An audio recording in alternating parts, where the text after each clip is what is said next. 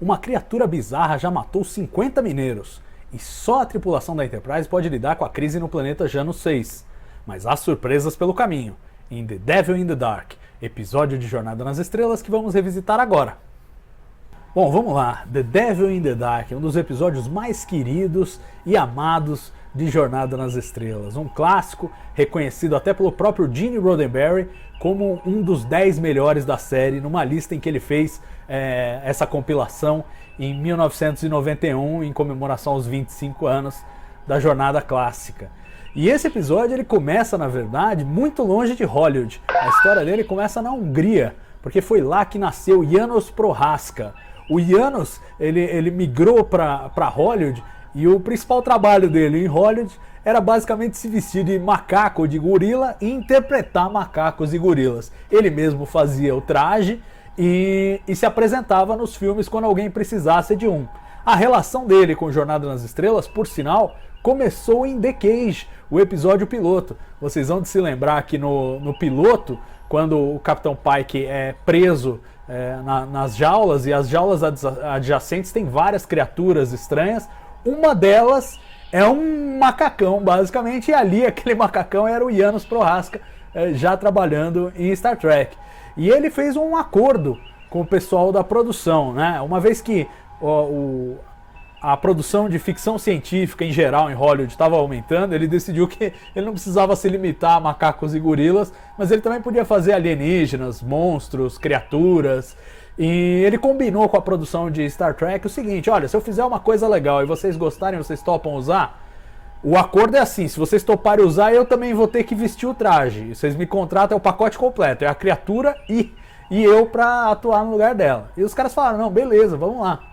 E aí um belo dia, nos últimos dias de 1966, né, o János Proháska chamou o pessoal da produção de Star Trek, o Gene Roddenberry, o Gene Kuhn, a DC Fontana e o Bob Justman foram lá para fora, na parte externa do estúdio, que ele ia fazer uma demonstração.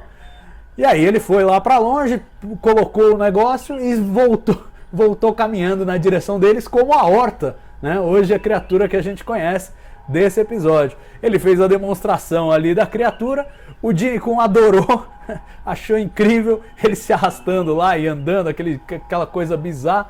Falou, não, beleza, vou usar no episódio.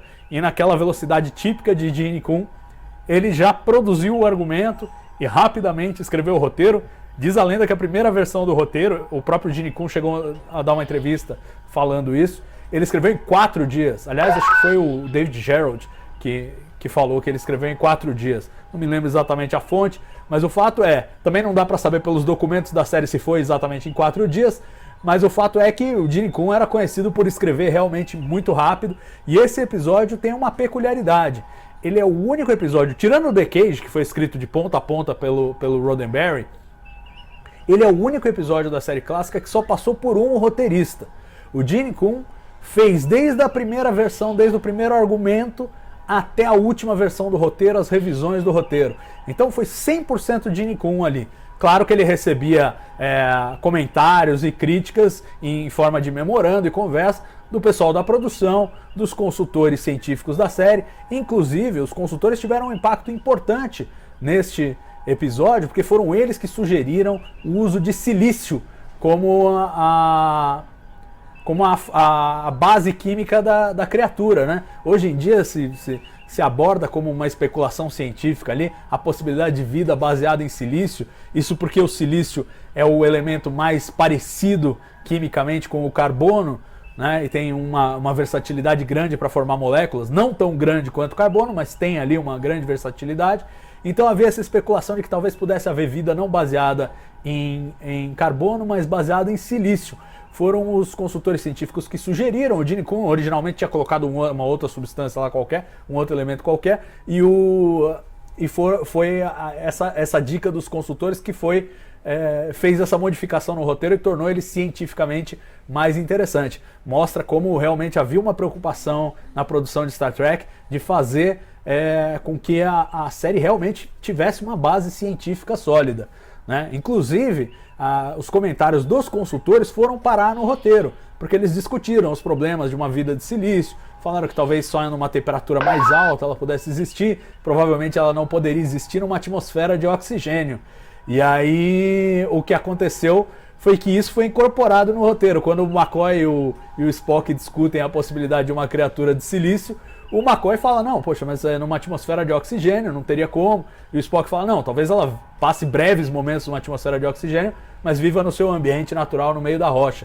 Né? Então, quer dizer, todas aquelas observações feitas pelos consultores científicos foram incorporadas ao roteiro, dando, claro, uma qualidade superior a ele, além de refletir de uma forma muito, muito significativa digamos, o núcleo, o coração de Star Trek. Né? Esse episódio provavelmente é tão querido por ser muito representativo da mentalidade de Star Trek. A ideia de que o monstro não é o monstro, ele pode ter uma motivação oculta, que a gente tem que ter aceitação, tolerância, buscar entender sempre o outro lado, ouvir a posição contrária, saber reconhecer que o que é ruim para um pode não ser ruim para o outro. Né? Então toda essa mensagem de aceitação, de tolerância, que é o núcleo de Jornada nas Estrelas, foi destilado aí neste episódio, e por isso realmente ele é tão querido. David Gerrold, que foi um dos roteiristas da série clássica, escreveu o The Trouble with Tribbles, ele mesmo falou que o Gene Coon é a alma e o coração de Star Trek. Muito talvez por causa desse episódio que realmente destila esses valores, que claro, já estavam na série desde o início. O Gene Roddenberry tinha como objetivo fazer uma coisa no estilo Jonathan Swift, fazer crítica social, né, por meio de metáforas e parábolas e alegorias, e ao mesmo tempo a noção de que tinha que se defender uma posição de tolerância e de saber respeitar o outro e tal, e não sei o que. Tudo isso já estava no conceito, digamos assim, mas foi destilado, foi transformado num único episódio integrado nesse The Devil in the Dark, em que de repente o monstro terrível, assassino que estava matando mineiros indiscriminadamente, na verdade era só uma mãe defendendo a sua cria em vias de extinção, num ato de desespero. Então é um plot twist muito legal, uma virada muito legal na história, que mostra o coração de Star Trek. Esse episódio, do ponto de vista de produção, ele era um grande desafio, né? Exigia a construção de muitos cenários, esses cenários das cavernas, e inclusive alguns problemas para gerar esses cenários de caverna. A gente já teve caverna antes, o What Are Little Girls Made Of teve bastante ambiente de caverna, mas aí você tinha um problema que você precisava que a horta fosse capaz de caminhar pela caverna. E aí você tinha que ter o chão liso. O chão liso acabou denunciando um pouco a falsidade ali do cenário. Você vê que é um estúdio mesmo. E foi uma coisa que incomodou os produtores, incomodou o Roddenberry durante a produção, mas não havia muito o que fazer. Era isso, ou a horta não ia poder se mexer. O Janusz Prohaska ia sofrer lá para poder andar no chão irregular. Precisava desse chão liso. Então não teve muita escolha. Enfim, era um episódio, esse é só para citar um dos exemplos em que a produção era complexa. Tão complexa que de início ela estava agendada para ser filmada pelo Ralph Senensky, que era um diretor de primeira viagem, ia fazer seu primeiro episódio de Star Trek, mas o Gene Coon achou que era arriscado, uma produção muito complexa para um diretor que nunca fez Star Trek antes, e ele decidiu inverter. Mandou This Side of Paradise pro Ralph Senensky, e adiou a produção do Devil in the Dark para cair com o Joseph Pevney, que era já um diretor que já tinha mostrado aí a sua qualidade, sua eficiência de manter as filmagens dentro do orçamento, dentro do prazo, e foi escalado para fazer esse episódio bem mais complexo. O Ralph Senensky, inclusive, ficou um pouco decepcionado, porque ele chegou a receber o roteiro do The Devil in the Dark, depois mandaram The Side of Paradise, e ele achava o The Devil in the Dark melhor. Então ele ficou um pouco decepcionado com a troca, mas no final das contas, The Side of Paradise saiu redondinho também. E o The Devil in the Dark, com todas as complexidades, o Joe Pevney fez ali o que dava para fazer e acabou sendo um episódio muito bem executado do ponto de vista dramático. Mas as atribulações da produção não se resumiam aos desafios previsíveis. Ela também teve desafios imprevisíveis e terríveis. No terceiro dia de filmagens, morreu o pai do William Shatner. Ele recebeu uma ligação da mãe e avisando que o pai tinha morrido e ele teria que se deslocar para acompanhar o funeral, etc., tomar as providências necessárias. Um baque enorme, né? E ele marcou um voo para sair de Los Angeles no final daquele dia. Os produtores até falaram, não, vai Bill, vai embora, a gente te libera aqui. Mas ele insistiu, como ele só ia voar no fim do dia, falou, não, faço questão de terminar as cenas aqui, até para eu não ficar pensando muito nisso aí, e seguiu trabalhando com essa situação, traumatizado. No final das contas, acabou virando o que era uma memória extremamente ruim, virou uma memória extremamente boa com o passar dos anos pro Bill Shatner, porque ele recebeu um apoio muito forte do Leonard Nimoy, né? O ator foi muito carinhoso com ele, se manteve próximo, conversando, apoiando, mostrando que ele estava ali para qualquer coisa. O Shatner recebeu um apoio muito grande, tanto do Leonard Nimoy quanto do Jerry Finnerman, que era o diretor de fotografia e também tinha perdido o pai alguns anos atrás. Então esses dois realmente apoiaram, meio que abraçaram ali o Shatner, e o Shatner naquele melhor estilo Capitão Kirk falou, não, eu vou cumprir com o meu dever, vou terminar as cenas do dia.